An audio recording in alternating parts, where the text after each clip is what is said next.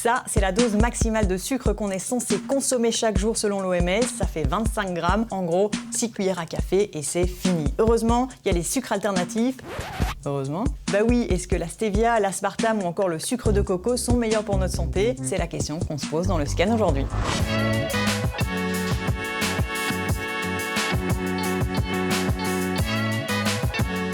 Alors avant, quand vous alliez au supermarché, l'alternative au sucre, c'était ça. Aujourd'hui, les choses ont vachement évolué. Le rayon s'est super fort développé avec des alternatives qu'on nous vend plus naturelles, comme par exemple avec le sirop d'agave. Mais est-ce que c'est une bonne ou une mauvaise idée? On va voir tout ça avec notre experte.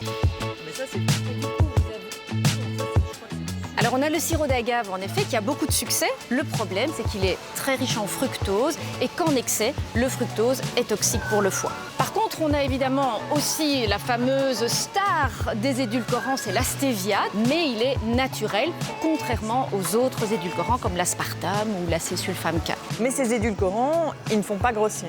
C'est ce qu'on pense. Et en réalité, malgré 0 calories, les édulcorants, oui, ça peut faire grossir. Alors, on n'a pas de publication sur la stevia. Par contre, il y a beaucoup de publications sur les autres édulcorants de synthèse qui montrent qu'ils ont un impact sur la composition des bactéries qu'on a dans le ventre, donc le microbiote, et qu'ils peuvent faire grossir en favorisant une résistance à l'insuline et le diabète.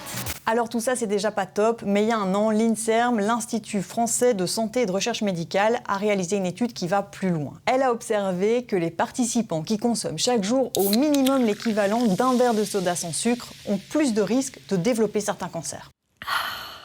C'est une étude qui a été réalisée sur plus de 100 000 participants et qui nous a permis d'observer des associations entre la consommation d'édulcorants artificiels, plus particulièrement l'aspartame et l'acésulfame potassium, et un risque accru de cancer, et plus précisément de cancer du sein et du groupe de cancers liés à l'obésité et également de maladies cardiovasculaires.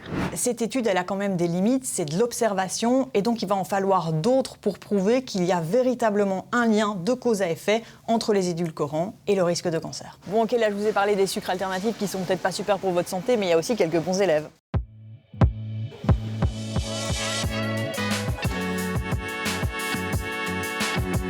Vous avez les sucres alcools, comme le xylitol, qu'on retrouve par exemple dans les chewing-gums, et qui a un effet intéressant, notamment pour protéger les dents. Le seul petit désavantage, c'est qu'il fait ballonner, donc il faut quand même se méfier des quantités qu'on va utiliser.